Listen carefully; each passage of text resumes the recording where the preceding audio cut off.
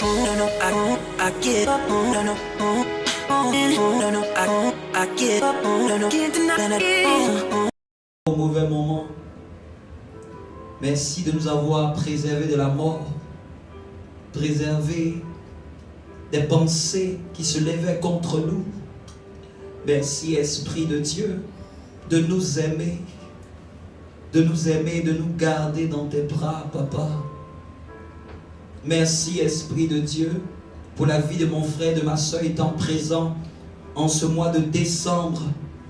Merci Jésus pour tes anges qui nous préservaient chaque nuit. Je ne sais ce qui se passe quand je dors, mais tu nous gardes, Papa.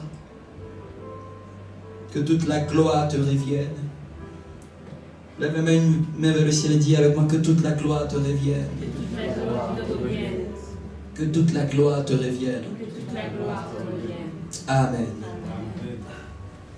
Ce mois est un mois d'action de grâce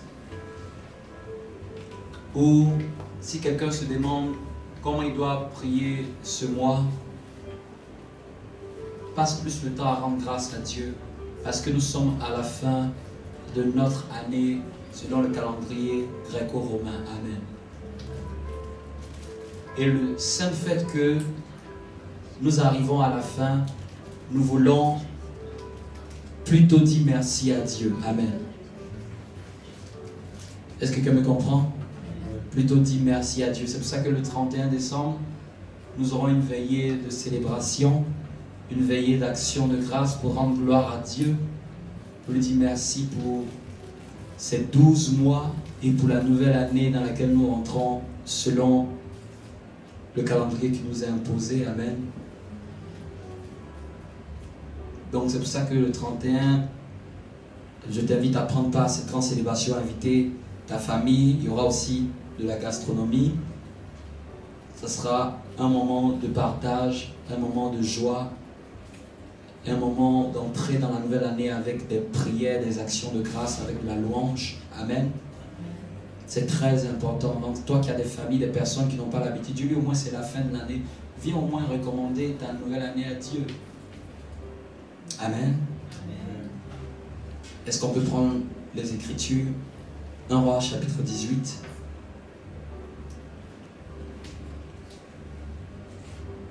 Donc pour ceux qui ont pris part à l'action qui a été faite dimanche dernier, considérez que à partir de ce acte, que quelque chose de nouveau est ajouté dans votre vie. Je verrai avec l'Église, nous allons garder toutes les prières négatives ou les choses négatives que vous avez eu à écrire, je les ai brûlées. De sorte que ça n'existe plus jamais dans votre vie. De sorte que ça soit retiré de votre vie. Est-ce que vous me comprenez? C'est un acte très, très prophétique que nous avons fait. Amen. Et toutes les bonnes choses que vous avez dites seront mises dans une enveloppe et ils seront dans le panier. C'est-à-dire que chaque fois que nous serons ici en train de prier, Dieu va se souvenir de la chose dont tu as mentionné. Je vous ai dit que l'église c'est un hôtel. Donc c'est que chaque fois que nous venons rendre culte dans la maison de Dieu, en même temps, le désir de ton cœur aussi parle à l'hôtel. Ta prière parle à l'autel. Vous me comprenez un peu? Chaque fois que la présence de Dieu descend, la présence de Dieu va descendre, elle va voir qu'il y a des requêtes. Elle va voir qu'il y a des sujets de prière. Amen. Et tous les noms, que ce soit le nom de vos familles, vos noms, ces noms seront gardés. Et chaque fois qu'il y aura une nouvelle personne qui voudrait s'attacher à cet hôtel, on écrira son nom et on le déposera. Ce sera pour nous un symbole qui va nous suivre toute notre vie dans cette église. C'est pas quelque chose qui a été fait qui serait facile. C'est que chaque fois qu'il y aura que Dieu va se souvenir, Dieu va se souvenir. L'autel va parler. Dieu va faire sa part. Est-ce que quelqu'un me comprend un peu? Est-ce que quelqu'un me comprend un peu? 1 Roi chapitre 18. Voilà.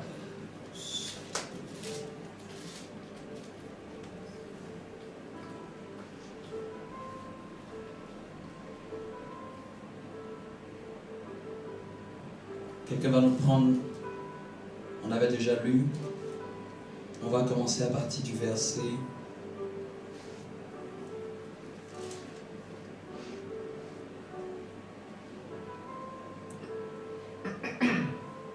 21. À partir du verset 21. À partir du verset 21. Quelqu'un peut nous prendre Élien à partir du verset 21. Verset 21, je lis la parole du Seigneur. Alors Élie s'approcha de tout le peuple et dit: Jusqu'à quand clocherez-vous des deux côtés? Si l'Éternel est Dieu, allez après lui. Si c'est Baal, allez après lui.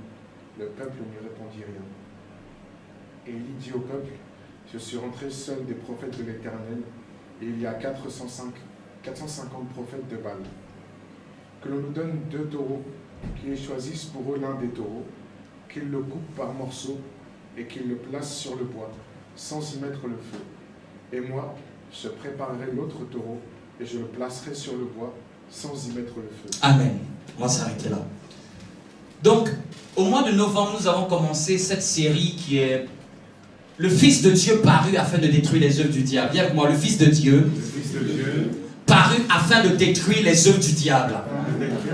Et lorsque nous avons commencé cette thématique, on a vu que Satan avait 3 armes qu'il utilisait pour détruire les chrétiens. Amen.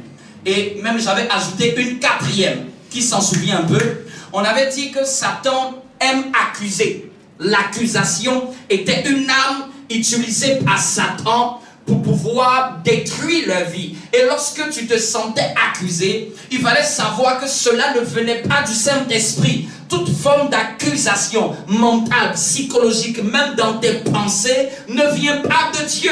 Elle vient du diable. Même si tu as l'impression que quelqu'un parle et que la parole qu'il tient de ses lèvres semble t'accuser, comprends qu'il a été instrumentalisé par l'esprit du diable. Amen. On avait dit que Satan c'était celui qui était appelé trompeur, ennemi de Dieu. Le diable c'était l'accusateur. La Bible dit dans Apocalypse qu'il est l'accusateur même de nos frères. Amen. Et ensuite nous avons vu encore une autre arme. Cette arme c'était laquelle? On a vu aussi la condamnation. On a vu que Satan est celui qui aime condamner. Condamner. Et quand on parle de condamnation, c'est de vouloir dire que ton cas est terminé. Ton cas est fini. Voici ce que tu vas subir. Tu ne pourras plus avancer. Ça ne marchera pas. Ce ne sera pas possible. C'est fini pour toi. Toutes ces pensées-là, ce sont des pensées de condamnation. Amen. Et ces pensées-là même peuvent être un diagnostic médical qui semble venir fermer quelque chose dans ta vie. Qui semble venir dire qu'on ne peut plus rien faire. Voici comme c'est. Amen. Dis à ton voisin, refuse toute forme de condamnation. L'esprit de la condamnation, c'est l'esprit qui aime enfermer les gens. Tu ne peux pas avoir ceci, tu ne peux pas aller là-bas. C'est trop élevé pour toi, c'est trop grand pour toi, c'est trop cher pour toi. C'est l'esprit qui aime maintenir, lier. Amen. Dis à ton voisin, refuse la condamnation. On avait vu quoi d'autre encore comme arme? Qui s'en rappelle? On a vu aussi le jugement. Le jugement est aussi une arme de Satan. Et dans tes pensées, fais très attention à toute pensée de jugement qui aime venir dire que ce que tu as fait là, ça va t'emmener ici. Qui aime venir te dire que ce que tu as fait, ça va, voici le résultat que ça va t'apporter. Comme tu as fait ceci, tu vas échouer. Comme tu as fait cela, c'est fini pour toi. Tu dois refuse le jugement. Tu n'es pas né pour porter des étiquettes de jugement de quelqu'un. Même lorsque quelqu'un te juge, refuse tout jugement négatif à ton égard. Refuse tout jugement négatif. Même la Bible dit que le Fils de l'homme n'est pas venu pour juger le monde. Même Jésus n'est pas venu pour te juger. Amen. Satan aime pointer du doigt. Juger, c'est pointer du doigt. C'est lui, c'est elle, c'est lui, c'est elle. Donc, c'est pour ça que même arrête d'être un instrument de Satan pour toujours pointer du doigt autrui. Parce que c'est ça l'esprit du jugement. Pointer le doigt, c'est lui. Voici le faisait de songe. C'était des jugements. Il pointait le doigt sur Joseph. Voici le faisait de songe. On va voir si ces choses vont se réaliser. On a vu les frères de David. En train de dire que David, tu es orgueilleux. Il le jugeait. David voulait simplement tuer Goliath. Eux lui ont dit, tu es orgueilleux. Où est l'orgueil dans cette place où tu as une bonne volonté de vouloir faire quelque chose? Amen. Non, il y a des jugements qui sont mal placés. Et si tu as quelque chose à reprocher à ton frère, au lieu de le juger, prie pour lui. Que Dieu puisse l'aider à changer. Amen. Prie que Dieu puisse l'aider à changer et à corriger ce qu'il y a à corriger. Et la quatrième, c'était laquelle? La culpabilité. La culpabilité. La culpabilité vient quand tu viens de faire quelque chose. Quand tu viens de faire quelque chose, Satan aime culpabiliser dans le but que tu ne puisses pas croire que tu peux te racheter. Et la culpabilité vient souvent quand on vient de faire une erreur, on vient de faire une gaffe. La culpabilité pour te dire que Dieu ne te pardonnera pas. Dieu ne va pas entendre ta prière. Ta prière ne montera pas. Et j'ai dit que beaucoup de chrétiens n'arrivent pas à avancer parce qu'ils sont prisonniers de la culpabilité. Ils se voient petits, ils se voient limités, ils se voient bas. Ils ne se voient pas plus que ce que Dieu attend d'eux. Dis à ton voisin, bannis la culpabilité de toi. C'est pour ça que j'aime dire, un péché qu'on a confessé à Dieu, sincèrement, la culpabilité qui vient après ce péché n'est plus de Dieu. Si tu as confessé quelque chose que tu sais que tu as fait, Seigneur, je reconnais que j'ai péché. Si tu l'as fait sincèrement, considère que Dieu t'a pardonné. Mais maintenant, s'il y a une culpabilité qui vient après cette confession, comprends que ça ne peut pas être Dieu. Amen. Amen. Le Saint-Esprit te convainc. Il ne te culpabilise pas. C'est-à-dire, il te dit, ma fille, ce que tu as fait là, c'est pas bien. Reviens à moi. Il te parle avec l'esprit de douceur. Il ne te parle pas avec l'esprit de dureté. Amen. Il cherche à te ramener vers lui. Il ne cherche pas à t'enfoncer dans la boue dans laquelle tu es tombé. Vous me comprenez un peu? C'est deux esprits qui sont contraires. Ce n'est pas la même manière de travailler. Satan aime abuser Bien aimé, s'il y a quelqu'un que tu dois porter plainte, c'est Satan. Satan, il aime abuser mentalement les gens. Quand il y a une pensée qui te tortue l'esprit, ça ne peut qu'être l'esprit du diable. L'angoisse, ça ne vient que du diable. Le stress, ça ne vient que du diable. Amen. La peur, ça ne vient que du diable. Quoi d'autre encore? Tu as peuré, tu as angoissé. Il y a des gens même des crises d'angoisse jusqu'à ce que ils vont à l'hôpital pour des crises d'angoisse. Tu comprends que ça ne peut pas être l'esprit de Dieu. Les inquiétudes ne viennent pas de Dieu. Tu es là tout le temps, tu es inquiet, anxieux, anxieuse. Ça ne vient pas de Dieu, ça. Et c'est ce qui fatigue même la population française. Ces gens de pensée mentale qui emprisonnent des vies. Tu vois, la personne, elle se lève, elle est anxieuse. Elle est anxieuse. Tu pars, ceux qui sont allés aux États-Unis, ils vont vous dire les gens dans la rue sont plus joyeux qu'en France. C'est des mêmes pays modernes. Mais l'atmosphère n'est pas le même. L'atmosphère de l'Europe, c'est une atmosphère ténébreuse qui fait que les gens perdent goût à la vie. Les gens n'ont plus envie de vivre. C'est pour ça que le taux de suicide est élevé en Europe. Ce qui fait la joie a été retiré. C'est en France que tu vois tout le monde se regarde, tout le monde se dépasse. Pourquoi? Parce que il y a quelque chose qui a été enlevé. Et les gens cherchent des échappatoires, mais ils reviennent toujours au même niveau. Ils regardent bien aimé, ne sois pas comme de ceux qui aiment regarder le temps. Et puis quand le temps est grisé, et puis aujourd'hui il est déprimé par le temps est grisé. Et quand le soleil arrive, il est joyeux. Nous ne sommes pas influencés par la météo. Ça peut influencer les âmes faibles. La météo influence les âmes faibles. Mais les âmes remplies de l'esprit, qu'ils soient grisés, je suis rempli de joie et de paix. Qui est le soleil? Je suis rempli de joie et de paix. Vous connaissez ce genre de personnes quand c'est grisé aujourd'hui? Oh, c'est moi aujourd'hui. Le temps est pourri. C'est le temps qui est pourri. Mon âme n'est pas pourrie. C'est le temps qui est grisé. Mon âme, pourquoi elle va être grisée? Pourquoi je vais laisser un événement extérieur influencer mon âme qui est à l'intérieur? Amen. Même le diable se sert de la météo pour combattre les âmes faibles. Où tu rentres dans un lieu, tout le monde a la mine serrée, tout le monde est déprimé. Toi aussi tu déprimes. Tu es influencé par l'attitude des gens de ta société. Si le chef a dit quelque chose, tout le monde a serré son visage. Toi aussi tu es là comme un pauvre pécheur. Toi aussi tu es triste. S'ils veulent non qu'à être tristes, nous sommes joyeux. C'est toi au contraire, tu dois apporter la joie là où tu es. C'est pour ça que les gens sont en recherche de cette joie, qu'ils ont besoin d'être alcoolisés. Ceux qui boivent, qui s'enivrent d'alcool, c'est parce qu'ils ne connaissent pas Jésus. Et ils cherchent un échappatoire. Quelque chose qui va leur donner de la joie. Ils veulent perdre son état mental pour entrer dans une forme de joie. Même la drogue.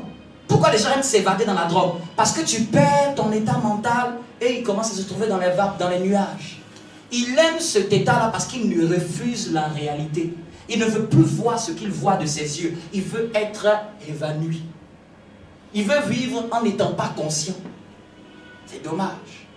Parce qu'on peut être très bien conscient dans son corps et rempli de joie de l'esprit. Quelqu'un me dit un bon amen.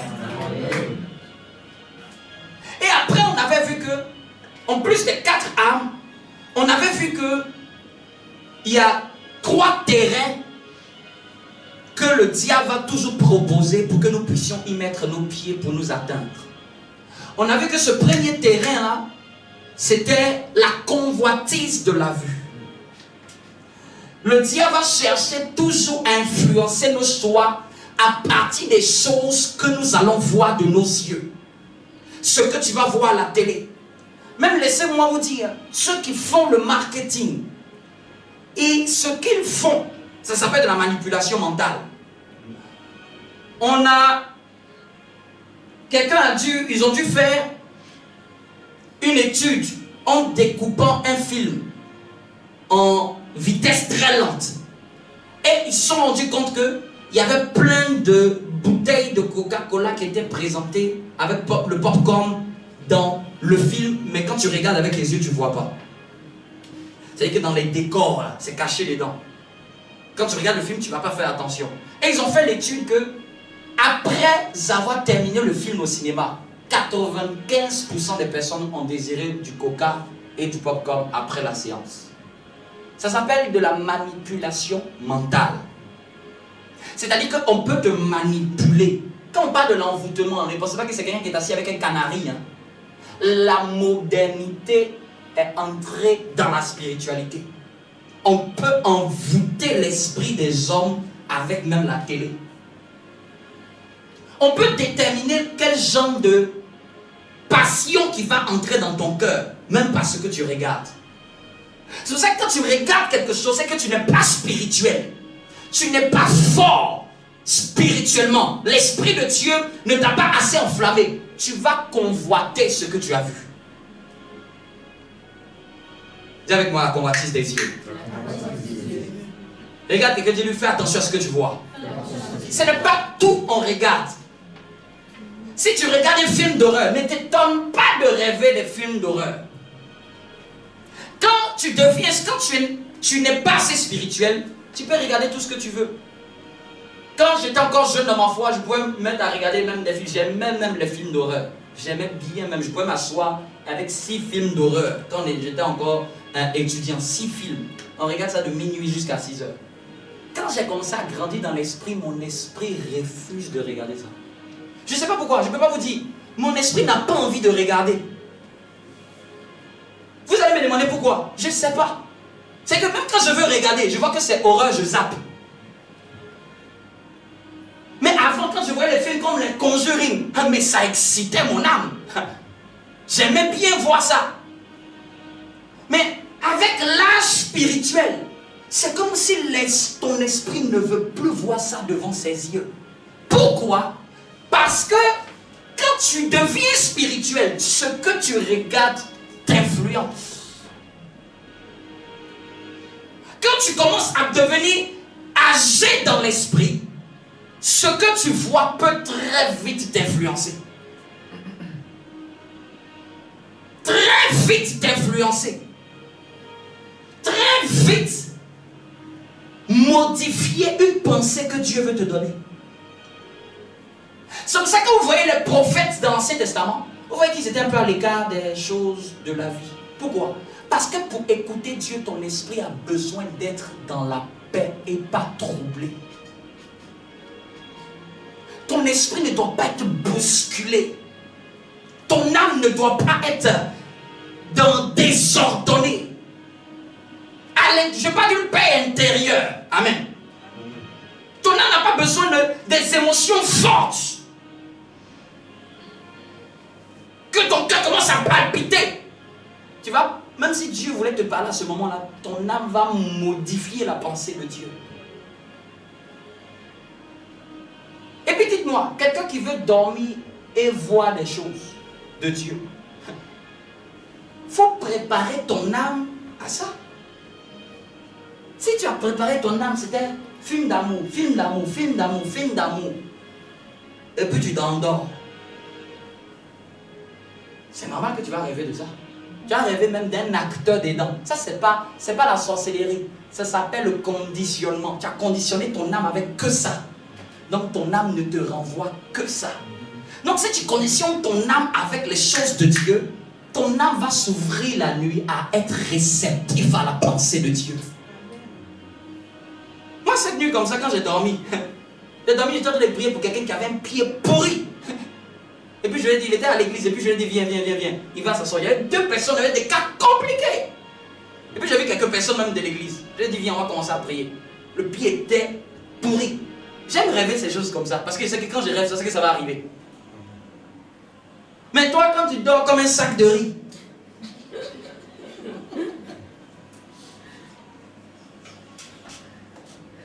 amen.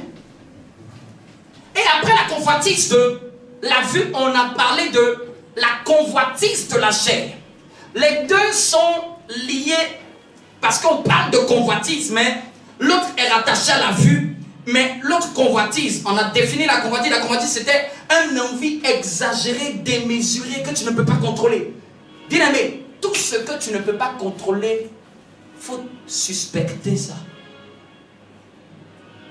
Tu as une envie. C'est pour ça que je n'aime pas quand quelqu'un me crie, je dois faire ceci, je dois faire cela. J'aime pas trop l'urgence quand ça n'a pas été pensé par Dieu. Qu'est-ce qui fait que tu ne peux pas contrôler quelque chose?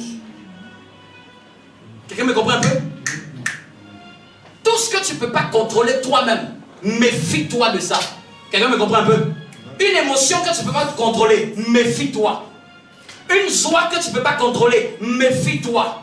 Une pensée que tu ne peux pas contrôler, méfie-toi. Une volonté, un désir que tu ne peux pas contrôler, méfie-toi de cela. Quelqu'un me comprend un peu? Donc la convoitise de la chair, c'est quoi? Ton corps a des envies. Et Satan va chercher à les stimuler. À les stimuler, que ta chair convoite. Ça peut être, tu es là comme ça, tu n'as envie de rien. Mais tu es, ça, pour ceux qui veulent faire beaucoup dépenser, tu as eu ta peine. Mais tu as une envie de tout acheter. Tu achètes du coca, tu achètes ceci, tu achètes cela. Et puis tu te retrouves qu'il est le 10. Tu as fait que des dépenses. C'est la convoitise de la chair qui t'a eu. En fait, dès que tu vois que tu ne peux pas contrôler tes besoins, c'est un problème. C'est là que tu commences à te permettre des largesses. Toi qui peut-être mangeais à la maison, tu as commencé à enchaîner, toutefois tu manges le soir, tu manges dehors et rentré, tu manges dehors et rentré. Après tu te plains que tu n'as pas grand-chose dans ta main. Ou tu n'as pas grand-chose même à offrir à Dieu. Qui t'a donné une convoitise que tu n'avais pas? Tu passes quelque part comme ça. Et tu as vu une publicité. Ah oui, j'ai envie d'acheter en même temps, aussi dans le magasin. Tu n'avais pas pensé à acheter. Pourquoi tu cherches à acheter? C'est parce que quelqu'un t'a mis une convoitise. Méfiez-vous de quelque chose que vous n'avez pas programmé et que vous commencez à acheter à chaque fois. Ce n'était pas prévu et ce n'est pas important. Je n'ai pas dit que c'est urgent, ce n'est pas important. Et tu n'as pas programmé. Et puis, ça vient à chaque fois pour faire puiser ton argent. C'est la convoitise de la chair. On va acheter tout ce qui passe à la télé. Et les gens qui dépriment même parce que bon, il n'a pas le dernier ceci. Qui a mis une convoitise dans ton cœur? Je n'ai pas le dernier iPhone. Tu as attristé. Ah, j'aimerais avoir. C'est que tout le mois, là, j'aimerais avoir. Ça sort quand? J'aimerais avoir. Qui a mis une convoitise dans ton cœur? C'est la publicité. Si tu n'avais pas vu cette publicité, ou si tu te maîtrisais toi-même, tu pourrais la voir et tu zappes. C'est pour ça que connaissez-vous vous-même, hein, en fonction de la manière dont tu te connais, tu sais ce que tu peux regarder et ce que tu ne peux pas regarder. Non, tu restes comme ça devant toute la publicité là, même toute la publicité est là pour te donner des convoitises. Tu vas voir un produit, ah oui, ça doit être bon, il faut que j'achète. Tu vas voir un autre produit, c'est que tu es manipulé. C'est eux qui décident ce que tu achètes. Souvent, n'as-tu pas acheté des choses dont tu n'en as pas besoin? C'est à la maison, ça traîne, ça ne fait rien. Quand on est spirituel, on est difficilement attrapé. On se fait difficilement attraper par la convoitise, par la chair. C'est que quand tu fais quelque chose, ça doit venir d'un besoin réel. Ça doit venir de quelque chose qui est réfléchi, pensé. Tout ce qu'on doit acheter avec empressement. Souvent, c'est quelque chose qu'on n'a pas besoin. On doit vite. Je peux passer mon temps, une semaine, en train de scruter ce que je dois acheter. Et je peux dire à ma femme que j'achète plus. Elle me dit, mais pourquoi tu n'as pas acheté? J'ai vu que le besoin ne m'y met pas. Pourquoi je vais me presser à acheter? Elle dit, c'est la convoitise de la chair. Pourquoi telle personne, les gens aiment les choses du monde plus que eux-mêmes leur vie? Dis à ton voisin, la convoitise de la chair. Non, il y a des choses que le diable va exciter dans ton âme. Exciter dans ton âme. Pour t'emmener à pécher. Et Satan fait très bien ça. Il faut connaître le terrain d'attaque du diable. Et après, le troisième, c'était l'orgueil de la vie. Amen. Cette référence a été déjà donnée dans la Bible, n'est-ce pas? La convoitise de la vue, la convoitise de la chair et l'orgueil de la vie. Quand vous prenez les trois attaques de Satan face à Jésus, les trois attaques de Satan face à Jésus, quand il lui a présenté du pain, c'était la convoitise de la vue. Regarde le pain, il désire manger. Quand il lui a proposé tous les royaumes, c'était la convoitise de la chair. Il dit, regarde tous les royaumes, ceci m'a été donné. C'était pourquoi? C'est pour que ça crée un désir en lui. Si tu viens vers quelqu'un que tu lui présentes tous les royaumes, c'est pour faire quoi? C'est pour exciter un besoin en lui. C'est pour que ça puisse le séduire. N'est-ce pas? Vous me comprenez un peu? Il lui présente du pain.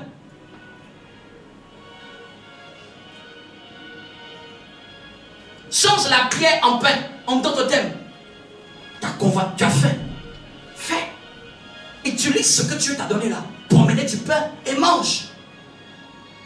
Qu'il montre les royaumes de la terre. C'est pour séduire son âme. Convoite, regarde, convoite. Tu vois, il y a de l'or. Tu vois, il y a des places hautes, de hautes places. C'est pour ça que quand quelqu'un, si tu as eu un CDI, et puis dans le CDI, on dit que tu travailles dimanche, il ne faut pas venir témoigner. C'est pas une bénédiction. C'est une malédiction. Parce qu'il y a des choses là, ça séduit. Et non, mais il y a des avantages, il y a des manchins.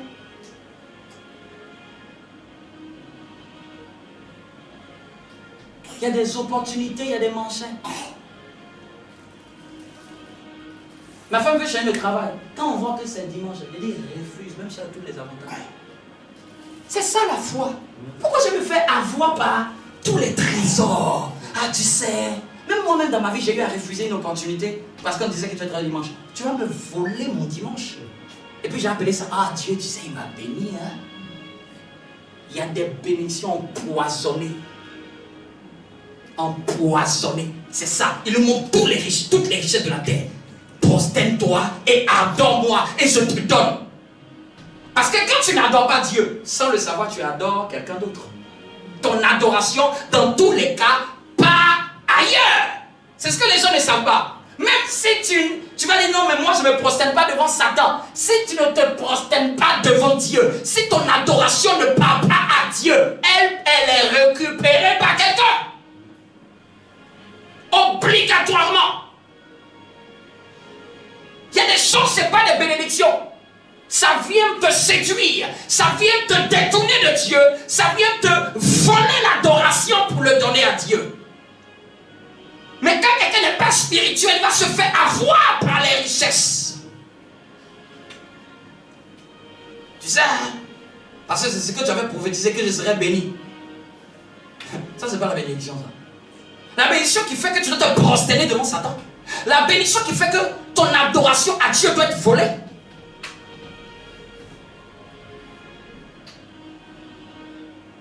Même il y a des emplois qui appellent des emplois de Laban. Laban veut te garder chez toi. Laban, le beau-père de Jacob. Sa prière, c'est que Jacob ne quitte jamais chez lui. Pourquoi? Il veut puiser dans la richesse de Jacob. Jacob, à un moment, dit: je veux mon indépendance.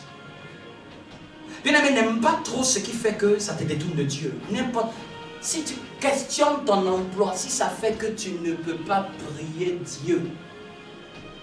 J'avais un poste où quand je rentre à la maison, je pouvais faire 50 heures facilement dans la semaine. Vous savez c'était quoi ma prière? Donne-moi un autre poste où je vais être mieux payé. Où ça va pas me faire 50 heures. L'argumentation c'est 55 heures. Je vais faire 50 heures facile. 50 heures. Souvent même les chefs faisaient 55 heures. Tout dépend de ton intérêt. Moi j'ai fait cette prière-là. Dieu a switché maintenant quelque chose qui fait moins que ça. Mais quand ton cœur n'est pas dirigé vers Dieu, comment tu peux faire cette prière à Dieu? Amen. Dis avec moi l'orgueil de la vie. Mais maintenant, cette fois-ci, le transporte sur la haute montagne, sur le haut du temple, n'est-ce pas? Et il dit: jette-toi. Ça, c'est l'orgueil de la vie. En un mot, que tu puisses t'enorgueillir. Regarde là où Dieu t'a emmené et tente Dieu. Ce qui emmène à tenter Dieu, c'est l'orgueil. Ce qui emmène à vouloir donner des ultimatums à Dieu. Vous voyez, il a élevé au haut du temple. C'est ça, l'orgueil s'élève. L'orgueil aime s'élever. Genre, toi à qui on parle, tu n'aimes jamais écouter. Tu n'écoutes personne. C'est l'orgueil de la vie. Toi qui n'aimes jamais te remettre en cause, tu es comme quelqu'un qui veut monter et qui veut se jeter. Parce que tu sembles monter, prendre de la hauteur. Mais le but c'est que tu tombes et que tu te fracasses.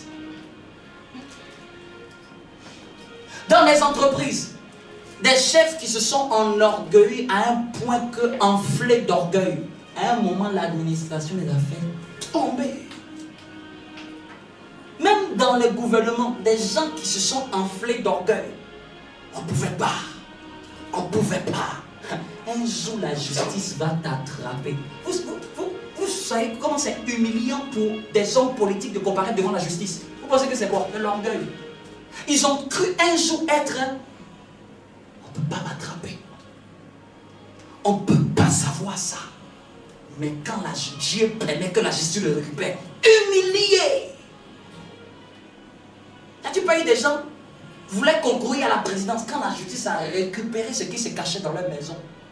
Ça a brisé leur rêve de devenir président. Et que plus jamais dans sa vie, il pourra penser être président. T'imagines? Plus jamais. C'est ça l'orgueil de la vie. De croire que je suis inarrêtable. De croire qu'on ne me voit pas. De croire que personne, tu ne peux pas écouter, tu ne prends pas garde aux valeurs de la vie, aux valeurs de l'église, aux valeurs qu'on t'enseigne. Tu refuses l'instruction, tu refuses le conseil, tu refuses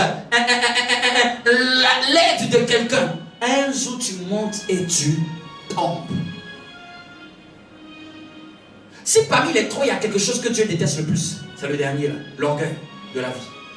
Ève a vu le fruit et il était agréable à la vue, convoitise des yeux, bon à manger, convoitise de la chair. Et le dernier, elle a dit quoi? Précieux pour ouvrir l'intelligence. C'est-à-dire que Dieu dit, ok, tu as vu le fruit, agréable à tes yeux. Donc ça c'est la convoitise de la vue. Ça t'a attrapé, Ève. Tu as vu qu'il est bon à manger. C'est-à-dire qu'un besoin de ta chair. Tu as vu que ça, pas un autre fruit, mais c'est ça qui est bon à manger. Dieu dit, ok.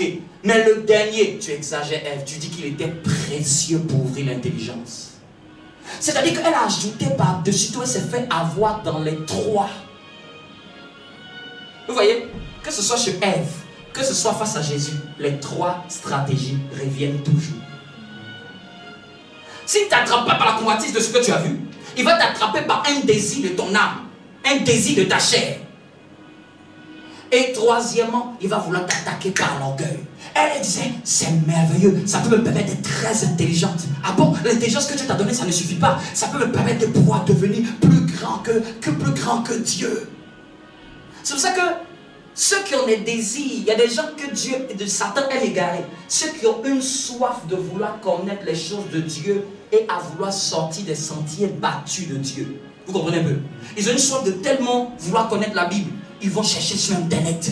J'ai connu une sœur. Un jour, elle m'appelait. Et quand elle m'appelait, j'étais au travail. Le soir, je l'appelle. Le soir, une information d'un site de rabbin est rentrée dans sa tête. Non, en fait, tu sais, je cherchais quelque chose sur la Bible, je suis tombé sur un truc d'un rabbin. Qui t'a dit d'aller lire? Et puis elle vient me dire, en fait, tu sais, on m'a dit qu'en fait, il y avait une autre personne dans le jardin. Elle s'appelait comme ça. Bon, j'ai dit son nom, maintenant, même Netflix, même on parle d'elle. Lilith. Netflix même a fait un film sur elle. Lilith, un démon comme ça. Si eux, ils arrivent à faire film dessus, posez-vous la question, qu'est-ce qu'ils connaissent?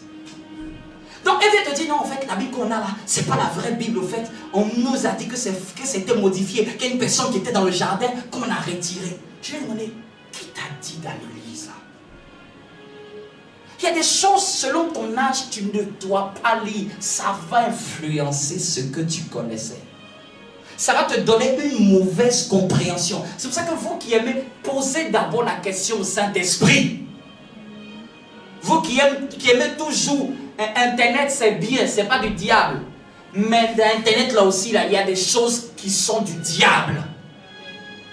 Vous qui aimez toujours vouloir vérifier, quand vous avez une question là, posez-la d'abord au Saint-Esprit. Cherchez dans la Bible. Vous comprenez un peu? N'allez pas directement tap tap tap et puis tu vas tomber sur un site de kabbalistique. Tu vas tomber sur un site ils sont sponsorisés ces sites-là. Ceux qui apparaissent en premier dans ta... Vous pensez quoi? Google va vous donner un site par hasard. Les premiers sites que tu vas voir, c'est des sites que les gens payent pour qu'on soit devant. Pour que quand on fait cette recherche-là, on vous trouve. Tu reçois des mails. On veut que vous vous inscriviez à un truc du Grand Orient. On voit que vous avez une étoile qui brille. Attends, c'est précieux pour te donner l'intelligence. Waouh! J'ai déjà reçu un mail comme ça. On voit que vous faites beaucoup de choses à caractère métapsychique. On voit. Et puis tu vois un mail comme ça revient plusieurs fois dans la boîte. Et puis tu vois comme une sorte de pyramide dont on voit. Et puis on te dit, on va t'expliquer. Ça s'appelle la sophrologie. Ça commence comme ça, la sophrologie. Et puis tu es curieux, tu es curieuse. Tu as envie de savoir. C'est là que ça va t'attraper. Faites attention.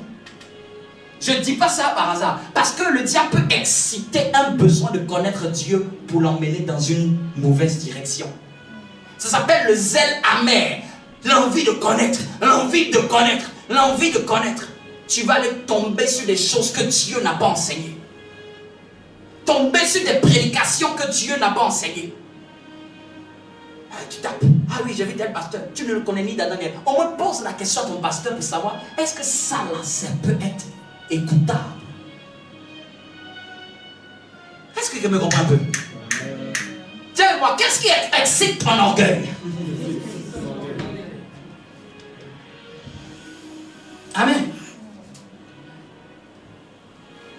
Et après, nous avons vu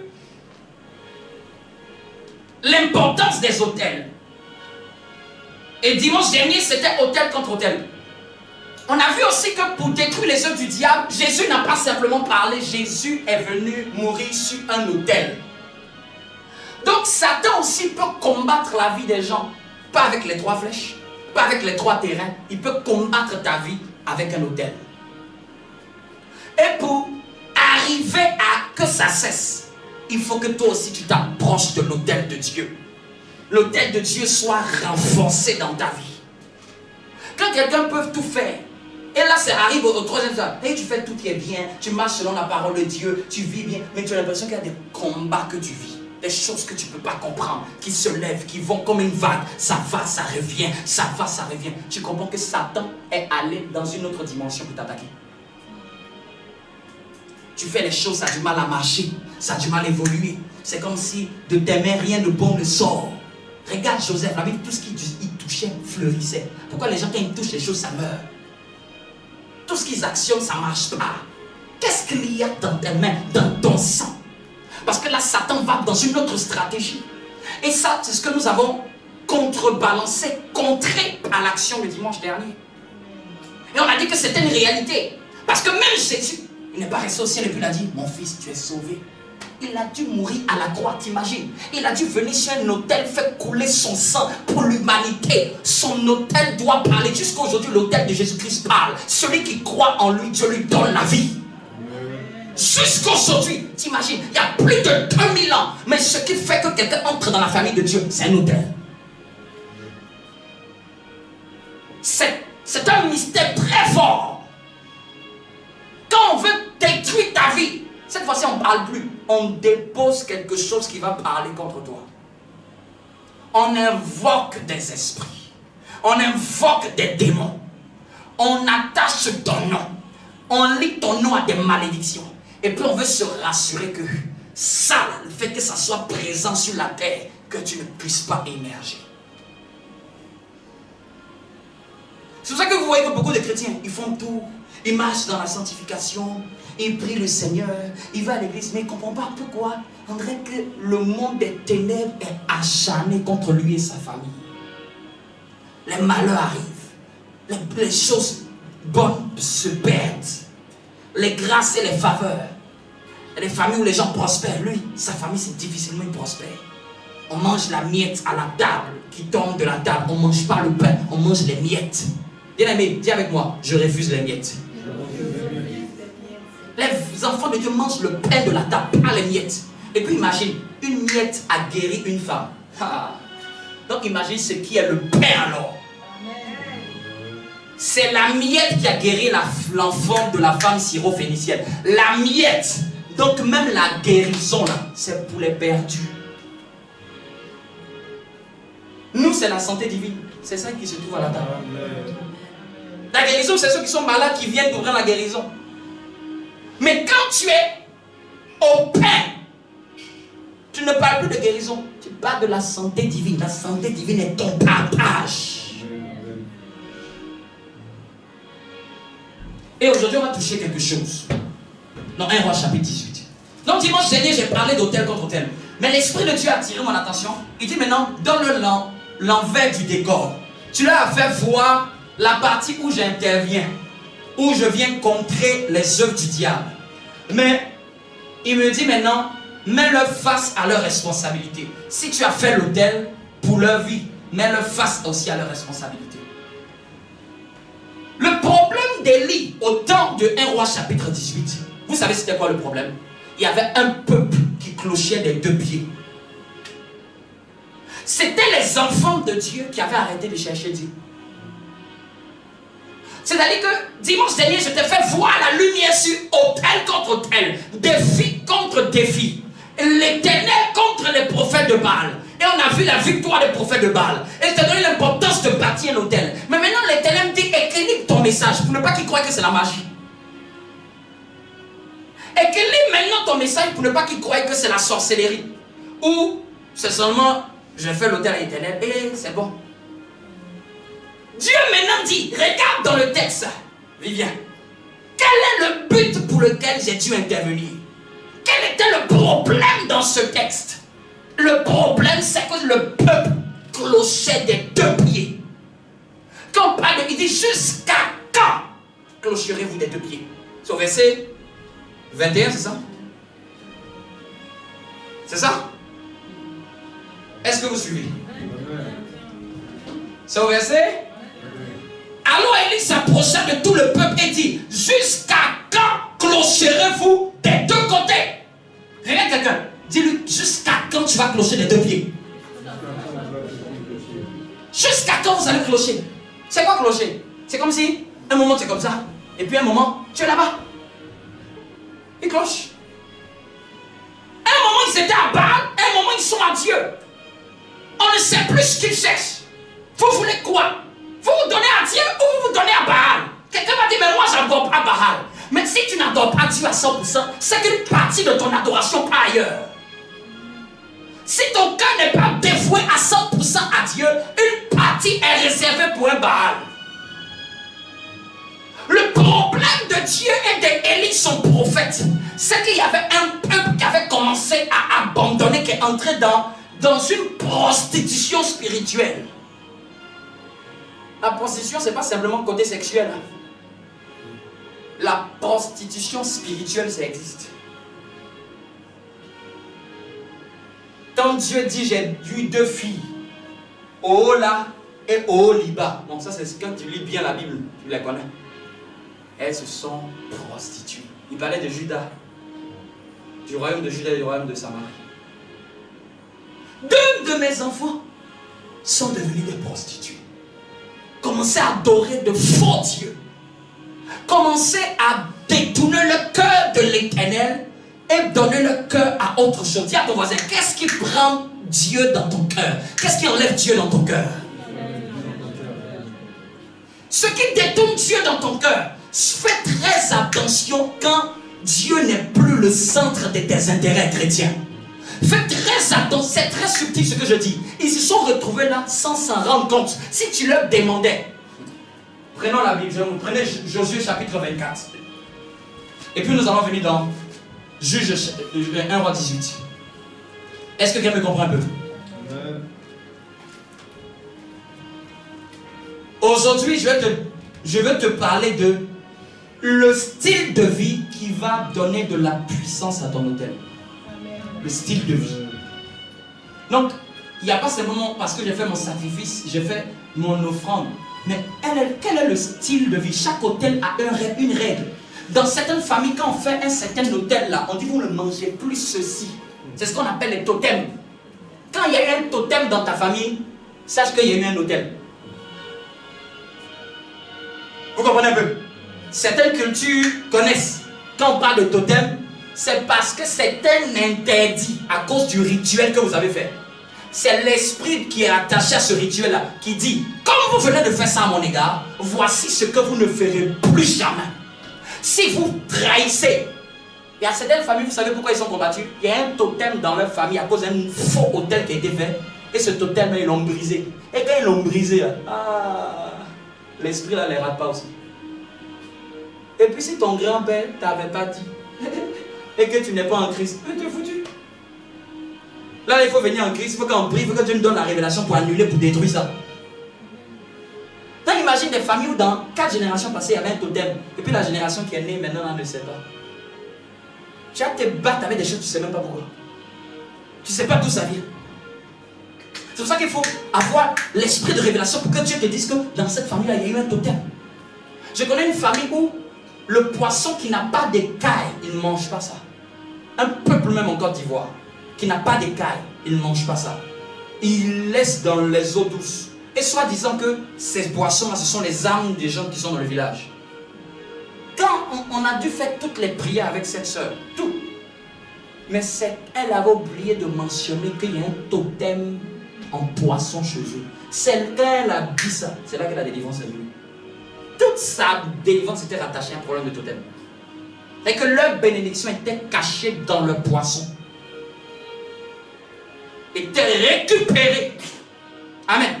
Mais allons-y dans Josué chapitre 24. Non, j'ai dit, si quelqu'un veut savoir, c'est le style de vie le sous-thème de ce message, le style de vie rattaché à l'autel qui parle contre ma vie. Parce que, laissez-moi vous dire, quand tu es spirituel, il y aura des choses que Dieu va te demander de faire, il y aura des choses que Dieu va te dire de ne pas faire. Oui, tu ne peux pas vivre comme tu veux, comme ça. Il y a des choses, si tu veux voir la gloire de Dieu, tu dois connaître les choses que Dieu ne veut pas que tu fasses. Ça peut ne même pas être des péchés, mais ça fait partie des interdits de la mission que Dieu t'a donnée.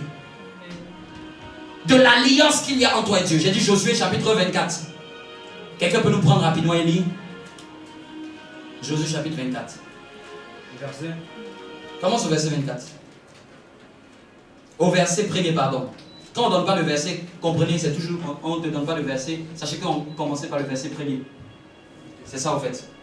Alors, Josué chapitre 24, verset 1er, la Bible dit: Josué rassembla toutes les tribus d'Israël. Josué rassembla toutes les tribus d'Israël À Sichem. Et convoqua les anciens d'Israël. Il a convoqué même les anciens. Ses chefs, ses juges et ses officiers. Donc il a convoqué tout le monde, ses chefs, ses anciens. Ils se présentèrent devant Dieu. Josué s'adressa à tout le peuple. Oui. Voici ce que dit l'Éternel. Voici ce que dit l'Éternel, Le Dieu d'Israël. le Dieu d'Israël. Vos ancêtres, notamment Terach, père d'Abraham et des Nachor, habitaient autrefois de l'autre côté de l'Euphrate et servaient d'autres dieux. Donc il est en train de dire, pour ceux qui ne comprennent pas, il a repris l'histoire. Terach, papa d'Abraham, habitait de l'autre côté parce qu'eux ils avaient traversé le Jourdain. Donc il reprend l'histoire. Vos ancêtres là, Terach, ils habitaient de l'autre côté, le père de Nachor et d'Abraham. Ils habitaient de l'autre côté et ils priaient des dieux étrangers. Oui. J'ai pris votre ancêtre Abraham de l'autre côté de l'Euphrate. Donc Dieu dit, j'ai pris votre ancêtre Abraham de l'autre côté de l'Euphrate et je l'ai emmené. Oui, vas-y. Et je lui ai fait parcourir tout le pays de Canaan.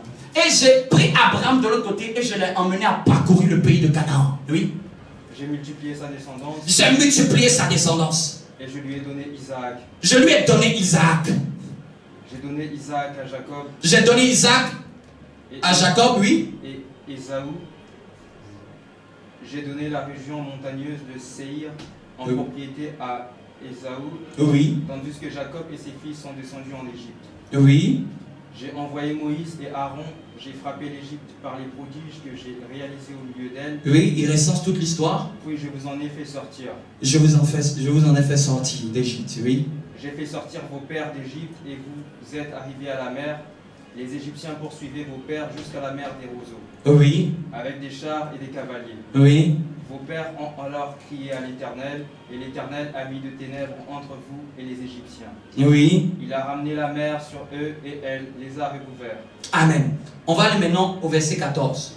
Je vais lire à partir du verset 14, suivez bien. Donc il a recensé toute l'histoire et il arrive au verset 14. Maintenant, craignez l'Éternel et servez-le avec intégrité et fidélité. Dis ça à quelqu'un. Maintenant, crains l'Éternel et serre-le avec intégrité et fidélité. Si tu veux savoir l'un des styles de vie que je te conseille à partir d'aujourd'hui, à partir de l'élément qu'on vient de faire, il faut maintenant craindre l'Éternel. Faut le servir. Faut le servir. Faut pas servir un autre Dieu. Quand on va le servir là, faut mettre tout ce qui est à ta disposition, ton énergie, ta force, tes talents, tes compétences pour Dieu. Quelqu'un me comprend un peu? Servez-le avec intégrité. Intègre. Il ne faut pas le servir aujourd'hui et puis un autre jour, tu ne sais même plus si tu servais Dieu ou tu ne servais pas Dieu. Quelqu'un qui est intègre, c'est quelqu'un qui reste le même, qui ne vacille pas, qui fait ce qu'il doit faire pour Dieu et il persévère dans cela. À un moment, Abraham a commencé à faire d'une manière, là, Dieu a dit, marche devant ma face et sois intègre. C'est quoi ça? Abraham voulait que Dieu le bénisse, que Dieu le bénisse. Il n'avait pas encore eu son enfant. Dieu lui a apparu et regardez la parole qui lui dit, marche devant ma face, sois intègre. Vous savez pourquoi? Parce qu'il était allé avec Agar, il a eu un enfant, machin. Dieu a regardé, il n'a pas parlé de cette histoire. À un moment, là, il a regardé. Il n'a pas dit Agar dans sa parole, mais c'est que quand tu comprends la Bible, c'est ce que ça veut dire. Ton égard où tu t'es un peu égaré par une émotion, là, marche devant ma face. et sois intègre. Amen. Dis-moi l'intégrité. C'est très important. Il dit l'intégrité et fidélité. Ce n'est pas que dans le mariage avec un homme et une femme que la fidélité y est. Quand tu es en alliance avec Dieu, tu lui dois la fidélité. Les chrétiens, ils sont au courant de ce que Dieu leur doit, mais ils ne sont pas au courant de ce qu'ils doivent à Dieu. Tu dois être fidèle à Dieu. Comme un homme et une femme est fidèle, ils sont fidèles l'un à l'autre. Tu ne dois pas trahir sa confiance. Avec une grande alliance. Vous savez, dans une alliance là, chacun fait sa part. Il y a la part de Dieu et il y a ma part. Il y a ta part. Une alliance, c'est un contrat. Il y a des règles. Il y a une manière dont vous vous êtes entendus pour faire alliance. Il y a des prérogatives. Il y a des interdits. Mais la part de Dieu, il dit qu'il est tout puissant, qu'il va bénir jusqu'à la 1000e génération. Mais maintenant, nous, notre part, là, c'est laquelle? Il dit, craignez l'Éternel. Quand on parle de craindre l'Éternel, il faut fuir tout ce qui va t'emmener à pécher. Fuis ça. Fuis ça comme une peste. En pensée, en parole, en action. Et refuse d'être un péché devant l'Éternel. Crains Dieu, là, c'est ça. Dans tes pensées, dans tes paroles. Même quand tu te tiens à l'église, tiens-toi avec crainte. Ce n'est pas une ère de jeu ici. Quelqu'un me comprend un peu? Amen. Crains de Dieu. C'est parce que les chrétiens ne craignent plus Dieu. Ils peuvent se mettre à parler sur les hommes de Dieu. Quelle malédiction. Tu connais le Dieu avec qui lui se prosterne pour prier. Et puis toi, au lieu d'adorer Dieu, comment quelqu'un même peut trouver le temps en train de parler de quelqu'un d'autre, en train d'insulter quelqu'un d'autre? Tiens ton voisin, tu as quel temps pour insulter quelqu'un? Toi-même tu dois chercher Dieu. Toi-même tu dois voir Dieu. Toi-même tu dois implorer Dieu.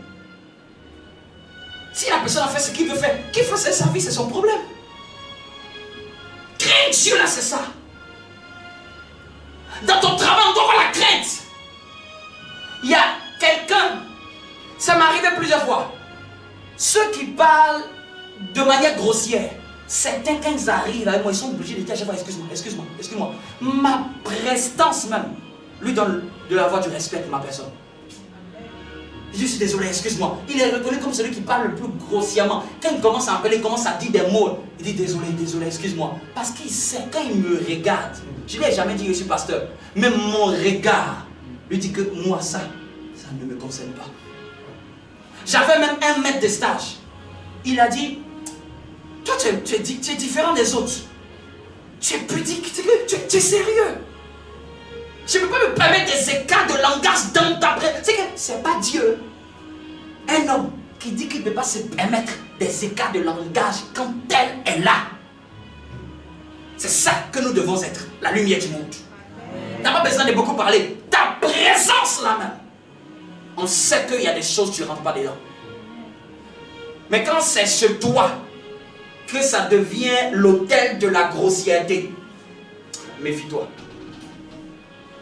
Quand c'est chez toi, ça devient l'autel de la calomnie. C'est chez toi, tout le monde ouvre la porte dans ton bureau pour venir faire la calomnie. C'est que ton visage là, allait montrer que toi, tu aimes ça. C'est chez toi qu'on vient faire la critique, c'est chez toi. Ton visage aime ça. Faut prier pour dire, Seigneur, enlève ce visage-là qui fait qu'on croit que c'est moi aussi ici dedans. Mais c'est un état d'esprit. C'est pas écrit sur mon visage que c'est chrétien. Mais qu'est-ce que tu dégages spirituellement? Parce que oui, tu as un aura spirituel que tu dégages. Les démons savent ici, là, ça ne se passe pas. C'est ça, craindre Dieu. Même dans ton travail, tu dois être reconnu comme quelqu'un qui craint Dieu. On n'a pas obligé de mettre pancarte chrétien, mais on doit savoir que toi, là, tu n'es pas comme tous les autres. Amen. Ça, au moins, il faut qu'on le sache. On n'a pas besoin de savoir que tu pries ou que mon cher. On n'a pas besoin de faire de publicité. Ce que je suis. Non, tu sais, moi, je suis une chrétienne, mon cher. Tu n'as pas besoin forcément de ça. Mais qu'on sache que toi, tu es différent de nous. Et pas comme nous. Quand on vient te demander comment tu fais pour rester en joie, comment tu fais pour rester devant, tu as entendu celui-là dit ça comme toi. Ça ne te dit rien du tout. Crains Dieu, c'est ça. Et il dit, servez-le. Vous aimez. Regarde, ton énergie se dépense du lundi au samedi. Tu dois, à un moment, après une année, 2 années, je dis le maximum, après plus d'une année, 2 années, quelqu'un doit prendre son énergie pour quelque chose dans les choses de Dieu. Tu dois faire quelque chose. Du premier jour au dernier, tu dois t'énerver que tu ne fasses pas quelque chose pour Dieu. Même si c'est une tâche, cherche à la faire. C'est ça, servir Dieu. Fais quelque chose qui fait avancer l'œuvre de Dieu. Tu parles de Jésus à quelqu'un, tu exhortes quelqu'un, tu encourages quelqu'un. Mais au moins ça se trouve dans le cadre de Dieu. Parce qu'au travail, tu réponds à des mails, tu parles au téléphone. Mais les chrétiens, ils peuvent faire toute leur vie. Et ils n'ont pas fourni d'énergie pour les choses de Dieu. Ils ne transpirent pas pour les choses de Dieu. Ils ne réfléchissent pas pour les choses de Dieu. Ils ne se sacrifient pas pour les choses de Dieu. Quand certains qui arrivent plus tôt pour arriver là, c'est ça, servir Dieu. On vient préparer le culte. C'est tout ça, c'est servir Dieu. Ça va arriver, puis ça se fait tout seul. C'est ça, servir Dieu. Tu sais, Dieu avec ton potentiel, tes talents, tes dons, ton intelligence, ta sagesse, ta force, tes moyens. C'est ça, servir Dieu. Mais fais-le bien, intègre. Sois fidèle dans ça. C'est pour ça qu'elle n'aimait pas dire non. Ça m'ennuie, je suis ennuyé de chanter. Attends, tu es ennuyé de chanter pour Dieu. Ennuyé de chanter pour Dieu. My God. Non, en fait, je suis ennuyé de prendre l'ordinateur. Ennuyé de prendre l'ordinateur sur lequel on va faire les choses de Dieu. Toi, tu es ennuyé de ça.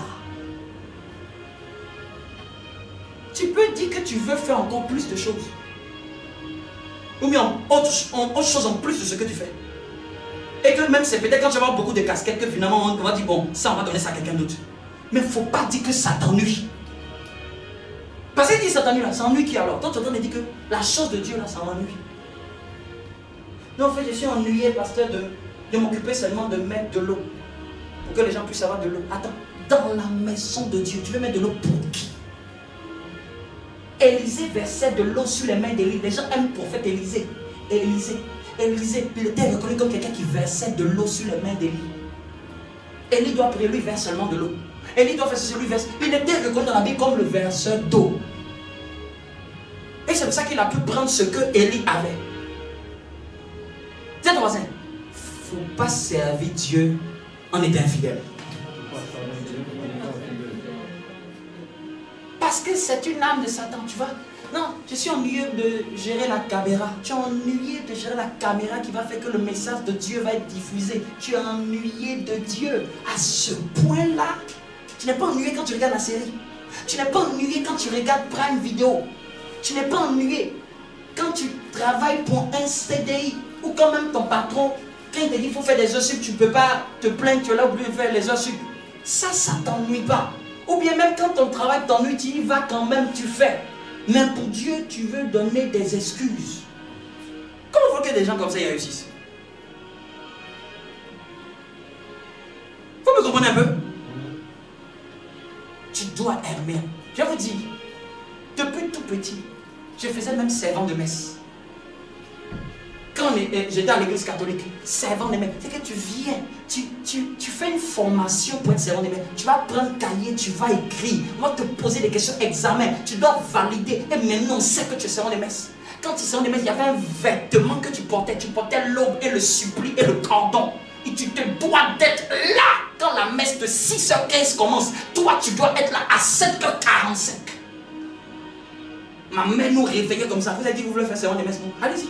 Elle nous réveille à 5 ans, je prends mon petit frère. On marche au moins 15 minutes pour arriver à l'église. Servir Dieu là, c'est pas maintenant que j'ai fait ça. 5h45. on marchait tout seul dans le noir. Même ma mère ne nous comptait pas. Elle disait ça, c'est ça, servir Dieu. On avait 10 ans. Notre mère nous avait déjà habitués à servir Dieu. 10 ans, faites quelque chose. Et tu fais comme ça, tu es là, le prêtre, tu es à ses côtés pour l'aider à faire le culte.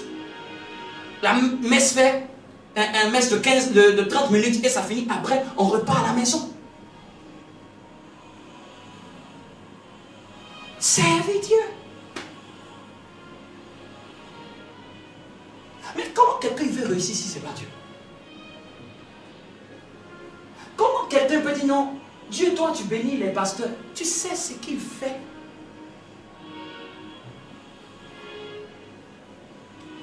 Parce qu'il sacrifie plus que les gens. Continuons. Tiens avec moi, voici le style de vie qui va donner de la valeur à mon hôtel. Je vous le dis, hein, c'est Josué chapitre 24, c'est-à-dire que Josué arrive à la fin de sa vie. Voici ce qu'il dit au peuple d'Israël.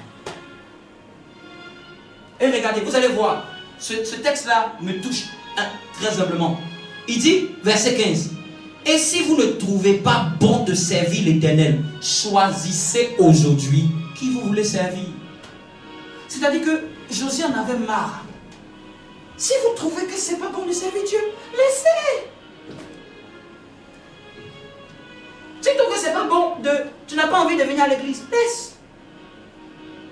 C'est un païen qu'on cherche à évangéliser ou un rétrograde qu'on cherche à prier pour lui, pour le ramener. Mais toi qui es déjà chrétien, on doit encore intercéder. On a tellement déjà intercédé. On doit intercéder pour toi, pour que toi, tu viennes à l'église.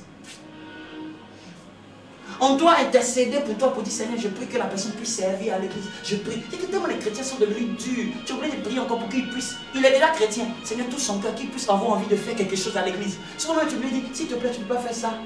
C'est l'église qui demande pardon aux chrétiens. S'il te plaît, tu ne peux pas essayer de faire un peu quelque chose. Et puis, s'il refuse, le pasteur ne peut rien dire. Parce qu'il croit que tandis que c'est lui qui doit être redevable à Dieu. N'est-ce pas? Dieu est mon Dieu, je lui dois être redevable. Pourquoi on doit me forcer pour faire quelque chose pour Dieu?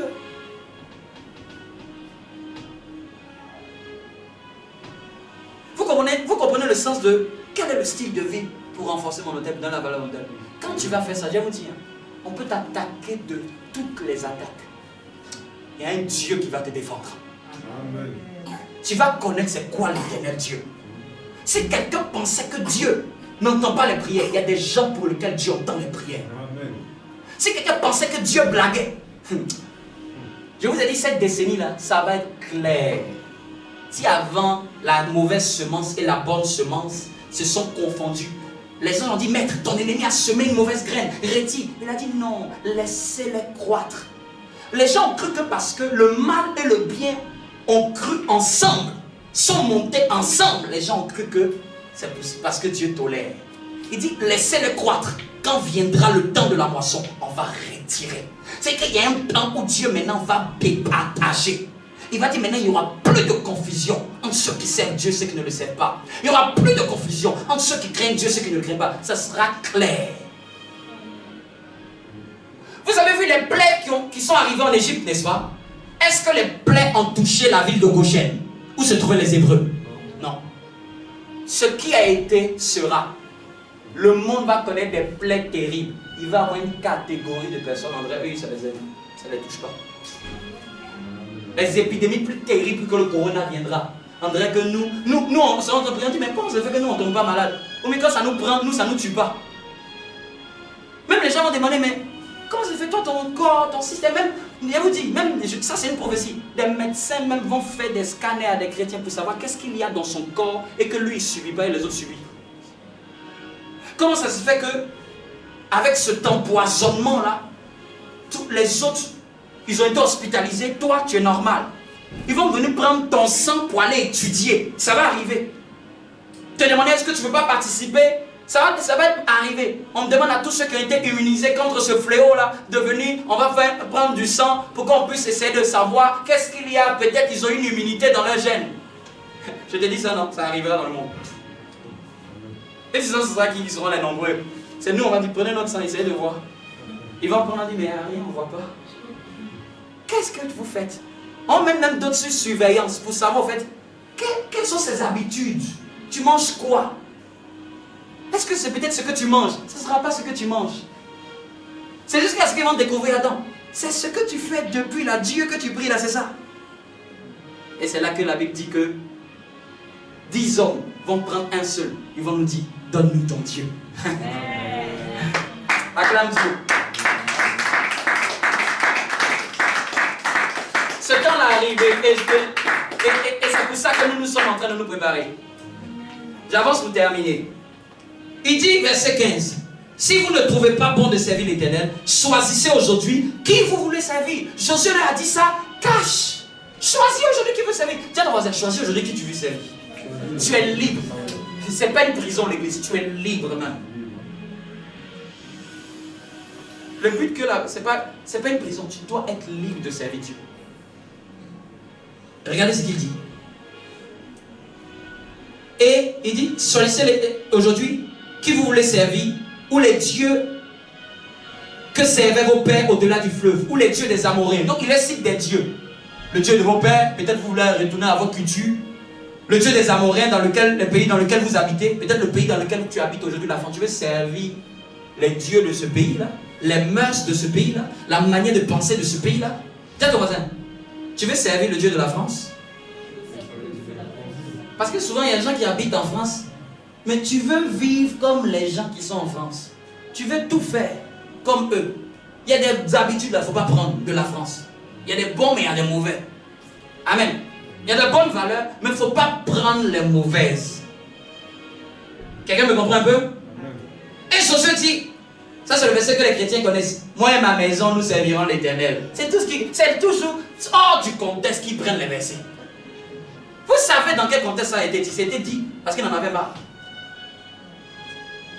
Servez Dieu ou servez les autres dieux. Mais en tout cas, moi et ma maison, nous on va servir Dieu. Lui, il a dit, cache ce que lui va faire. Maintenant, pour vous, il dit, je ne sais pas. Choisissez. Non, les chrétiens connaissent. Moi et ma maison, nous servirons l'Éternel. Moi et ma maison, nous servirons. Tu sais dans quel contexte ça a été dit? Tu sais, c'était face à quelle situation ça a été dit? Quelqu'un me comprend un peu? La plupart des chrétiens connaissent ce verset, mais n'ont jamais connu l'histoire. Regardez ce qu'ils disent au verset 16. Le peuple répondit et dit, loin de nous la pensée d'abandonner l'Éternel et de servir d'autres dieux. Quand tu vas dans 1 roi 18, ils ont menti. Ça les a rattrapés. Devant Josué, loin de nous la pensée. C'est-à-dire que quand on pose la question, oh mais moi je vais servir Dieu. Hein? Ah non, moi j'aime le Seigneur. Viens ton voisin, c'est dans le temps on va savoir. Tu vas poser la question à tous les chrétiens, tu veux servir Dieu? Oui, j'aime Dieu. Oh, tu sais, parce que j'aime trop le Seigneur. Et en attendant 10 ans, on va voir si tu vas dire la même chose. Oh, tu sais, le Seigneur, la joie du Seigneur est ma force. Oh, Dieu est tout mon cœur. Tu sais, ça fait 10 ans que je suis converti, hein, tu sais. Dis à ton voisin, c'est dans le temps on va savoir si tu sais l'Éternel. Parce que les gens aiment faire les choses au début de leur foi. Mais est-ce que tu peux être persévérant jusqu'à la fin? La Bible dit que celui qui sera persévérant jusqu'à la fin, c'est celui-là qui va prendre la couronne. Allez jusqu'au bout. Persévérant jusqu'à la fin. Quelqu'un me comprend un peu? Verset 17. Car l'Éternel... Donc il dit, verset 16, le peuple répondit et dit, loin de nous la pensée d'abandonner l'Éternel et de servir d'autres dieux. Car l'Éternel est notre Dieu. C'est lui qui nous a fait sortir d'Égypte, la maison de servitude. Nous et nos pères, c'est lui qui a opéré sous nos yeux ces grands prodiges et qui nous a gardés pendant toute la route. Amen. Ils ont commencé à dire, ah c'est Dieu qui m'a délivré. Ah non, on servira l'Éternel parce que c'est lui qui m'a gardé, c'est lui qui m'a protégé. Mais quand on va dans 1 roi 18, Élie dit, jusqu'à quand plancherez-vous des deux côtés? Où Baal est quitté? Vos ancêtres ont dit, ceux qui sont dans Josué, ce sont les ancêtres de ceux qui sont dans 1 roi 18. Eux, ils ont dit, nous on va servir Dieu. Mais regardez ce que les enfants ont fait dans 1 roi 18. Ils ont emmené Baal. Est-ce que tu peux servir Dieu de sorte que même tes enfants continuent à servir Dieu? Et que les enfants de tes enfants continuent à servir Dieu? Parce que les familles, ils ont prié Dieu, mais leurs enfants ne connaissent pas Dieu. Je termine le verset. Verset 19.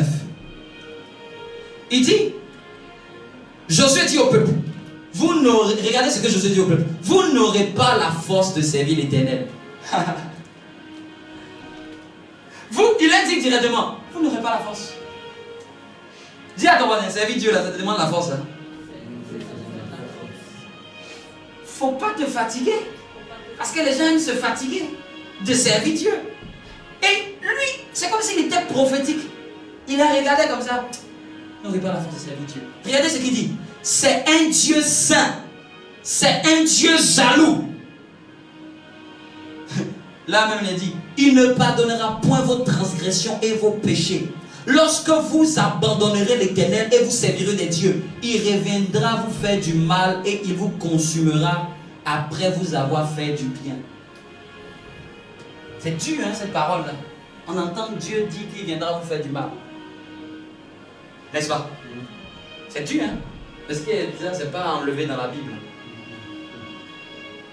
L'esprit de ce texte là, ça nous dit que Dieu est un Dieu jaloux. C'est-à-dire que quand tu as dit que Dieu est ton Dieu là, il n'aime pas que quelqu'un d'autre va prendre sa place.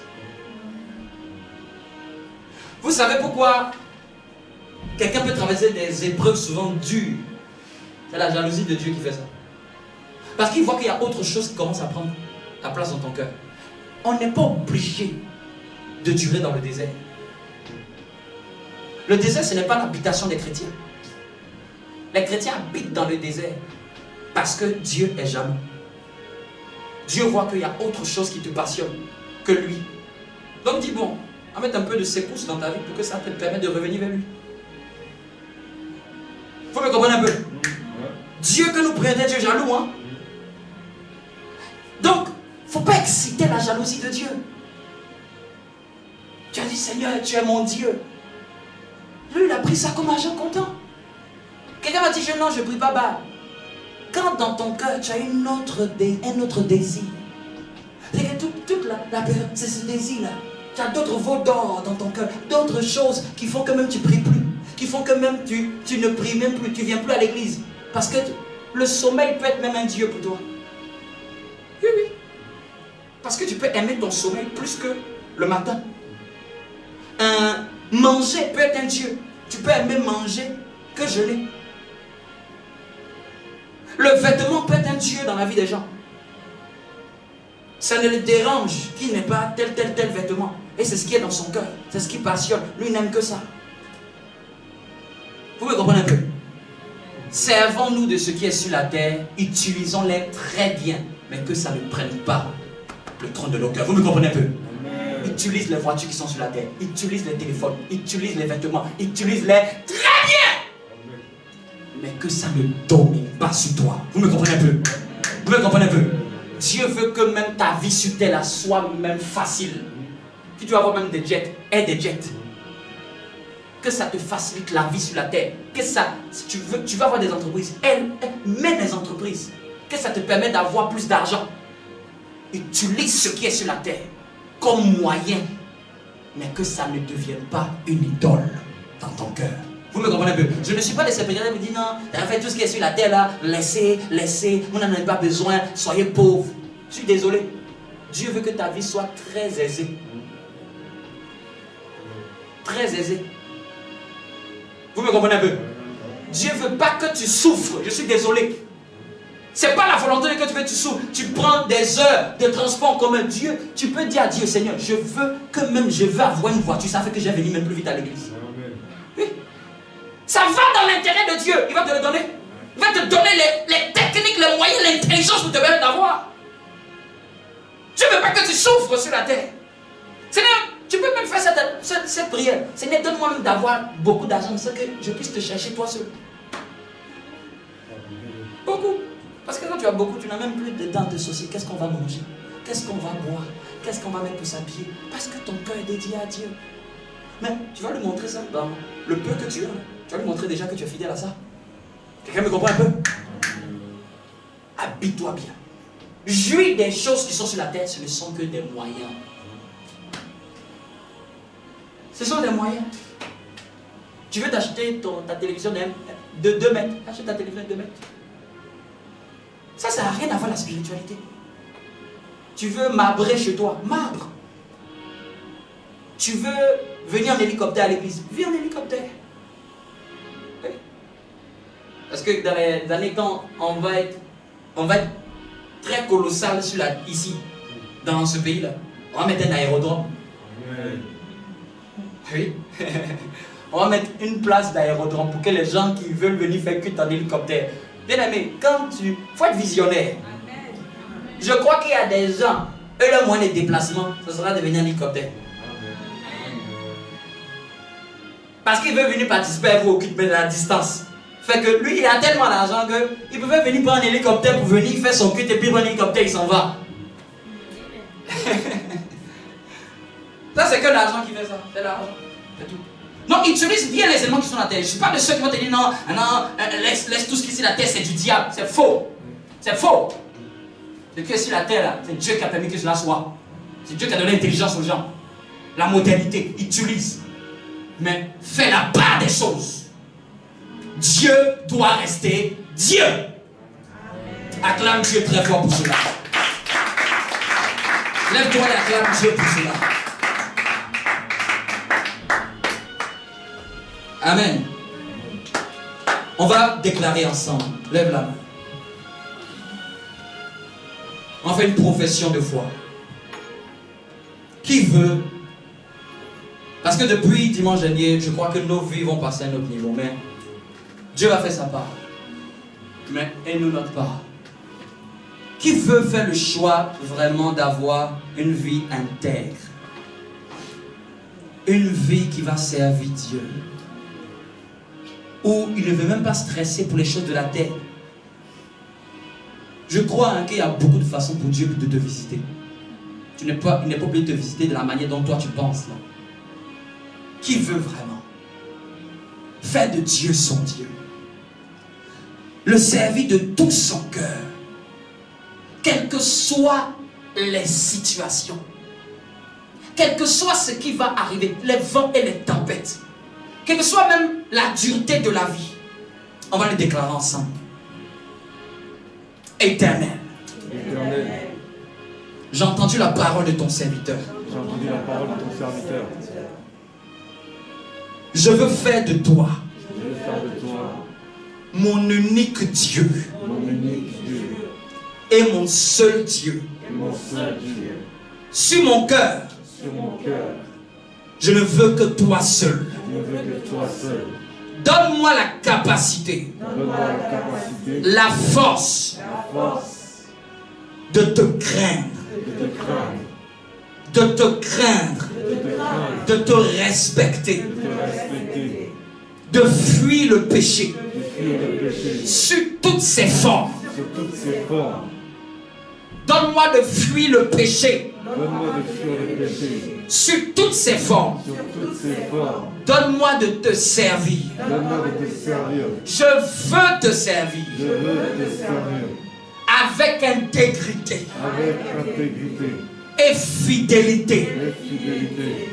Je veux te servir Je veux te servir avec intégrité avec intégrité et fidélité. et fidélité.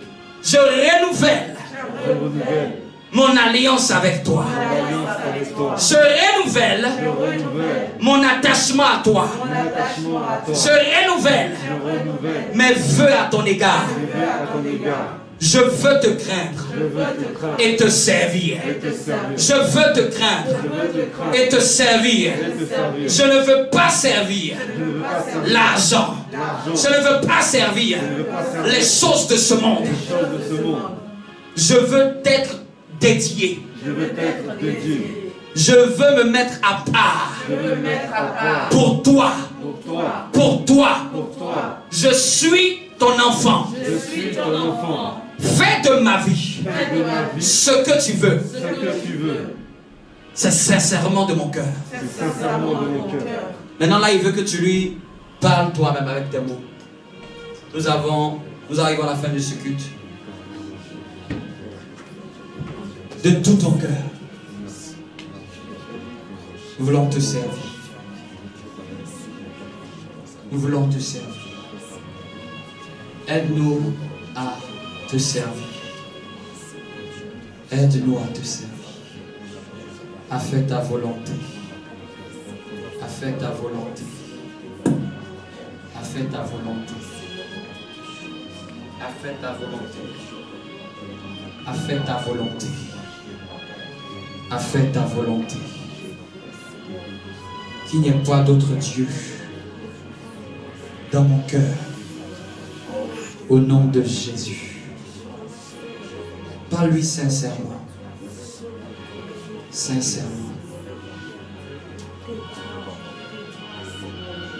Si dans les mariages on renouvelle des vœux, dans notre mariage avec le Seigneur, nous renouvelons aussi notre foi. Je veux te servir. Je veux te servir. Donne-nous la force d'aller jusqu'au bout. Dis avec moi, moi et ma maison, nous servirons l'Éternel. Moi et mes enfants, nous servirons l'Éternel. À partir de moi, toute ma lignée servira l'Éternel. Je condamne toute ma lignée qui viendra après moi à servir l'Éternel. Qu'il y ait toujours dans ma famille des gens qui servent l'Éternel jusqu'à ce que tu reviennes. Que personne n'oublie ce que moi j'ai fait dans ma lignée. Que cela soit un signe, un témoignage. Même si des gens voulaient s'égarer dans ma lignée, ramène-le vers toi. Seigneur, en cette décennie, donne-moi de te donner le meilleur de moi. Le meilleur. Là où j'étais faible, rends-moi fort. Rends-moi fort. Rends-moi fort. Là où j'avais des difficultés, aide-moi à pouvoir les réparer. Là où j'avais des faiblesses de caractère, aide-moi à les travailler. Donne-moi d'être diligent, d'être discipliné, d'être rigoureux, d'être travailleur, d'être concentré, d'être focalisé, d'être déterminé, d'être zélé, d'être passionné, d'être amoureux. Donne-moi d'être discipliné, d'être travailleur, d'être rigoureux, d'être diligent, d'être rigoureux, d'être diligent, d'être ferme, d'être zélé, infatigable, inarrêtable, indétrônable. Donne-moi de courir dans la carrière qui m'est ouverte. Donne-moi de ne pas m'arrêter si tôt. Donne-moi d'aller au bout, d'aller jusqu'au bout, d'aller jusqu'au bout, d'accomplir mes rêves, de travailler pour mes projets, de travailler pour mes idées, de travailler pour mes rêves. Donne-moi d'être courageux, courageux, courageux, indécourageable, même si ça se dit pas. Qu'on ne me décourage pas. Personne ne m'arrêtera sur le chemin de ma destinée. Ni un homme, ni une femme, ni un démon ne pourra m'arrêter sur le chemin de ma destinée.